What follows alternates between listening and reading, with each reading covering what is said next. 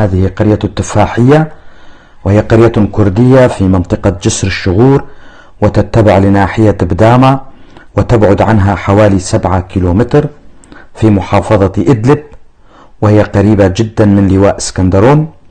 عدد سكانها بحدود 1000 شخص، كلهم كرد لكنهم لا يتكلمون الكردية للأسف. فيها جامع عمره 100 عام، بني على يد الحاج إبراهيم آغا رستم، ورستم اسم كردي لا خلاف عليه. وأهل القرية يطلقون على مضافة القرية اسم أوضة، وأوضة كلمة كردية أي الغرفة الكبيرة، اسم كردي أيضا لا خلاف عليه. يعمل سكانها بالزراعة وتربية الحيوانات، وفيها العديد من الموظفين الحكوميين. فيها معصرة زيتون.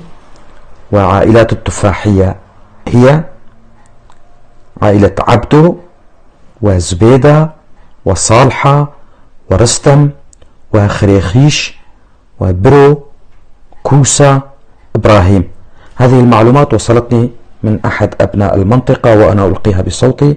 أنا علي عبد الله كولو، منطقة درباسية في محافظة حسكة، وأتمنى كما يتمنى كل الكرد الناطقين بالكردية أن يتكلم أهلنا في جسر الشغور وجبل الأكراد بلغتهم الكردية، فلغتنا الكردية مثل باقي اللغات هدية من الله، وعلينا أن نتعلمها ونعلمها لأولادنا، وأن نسمي أولادنا بأسام كردية.